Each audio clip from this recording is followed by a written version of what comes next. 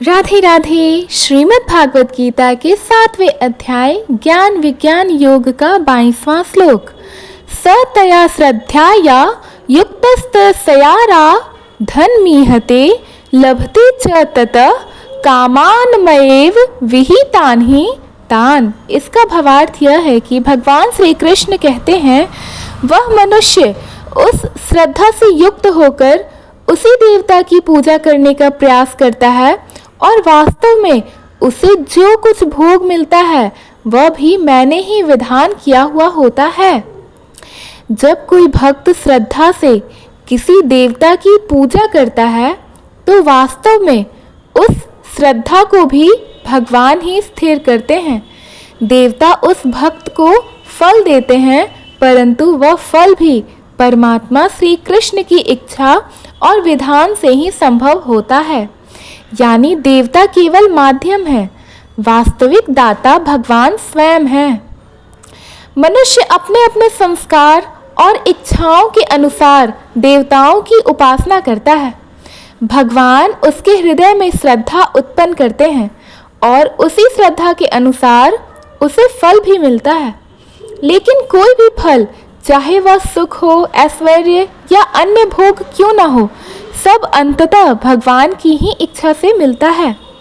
इस श्लोक का रहस्य यह है कि मनुष्य सोचता है कि फल उसे देवता से मिला है, परंतु वास्तव में देवता भी भगवान के ही आदेश पर फल देने में सक्षम है। यहाँ श्री कृष्ण यह स्पष्ट करते हैं कि सभी पूजा और सभी फलों का अंतिम आधार स्वयं परमेश्वर ही हैं। श्री कृष्ण अर्जुन से कहते हैं, हे अर्जुन, कोई भी मनुष्य यदि किसी देवता की उपासना करता है तो उसकी श्रद्धा को मैं ही स्थिर करता हूँ। वह भक्त अपनी श्रद्धा से देवता की पूजा करता है और फिर जो भी भोग या फल वह चाहता है, वह फल वास्तव में उसी देवता से नहीं बल्कि मुझसे ही प्राप्त होता है।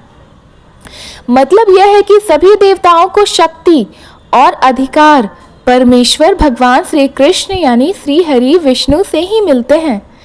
वे देवता केवल माध्यम है, असली देने वाले तो भगवान परमपिता परमेश्वर श्री कृष्ण ही हैं। 23वां श्लोक।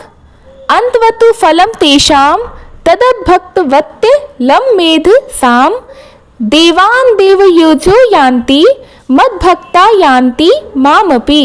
इसका भावार्थ यह है कि जो लोग देवताओं की पूजा करते हैं उनका फल नाशवान होता है, क्योंकि वे अल्प बुद्धि वाले हैं। देवताओं की पूजा करने वाले देवताओं को प्राप्त होते हैं और मेरे भक्त अंत में मुझे ही प्राप्त होते हैं। यहाँ भगवान श्री कृष्ण यह समझा रहे हैं अर्जुन को कि जो लोग विभिन्न देवताओं की पूजा करते हैं उन्हें उनकी इच्छा अनुसार अल्प और सीमित फल मिलता है। यह फल अस्थायी है और समय के साथ समाप्त हो जाता है। लेकिन जो भक्त भगवान श्री कृष्ण साक्षात परमात्मा की भक्ति करते हैं वे अंततः और सर्वोच्च फल भगवान को स्वयं प्राप्त करते हैं। इस श्लोक से यह स्पष्ट होता है कि देवताओं की पूजा सीमित फल देती है, परंतु भगवान श्री कृष्ण की भक्ति अनंत मुक्ति और परम सुख प्रदान करती है।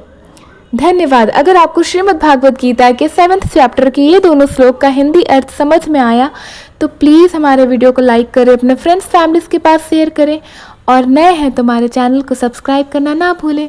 राधे राधे। हरे कृष्णा। श्रीमन नारायण। धन्यवाद।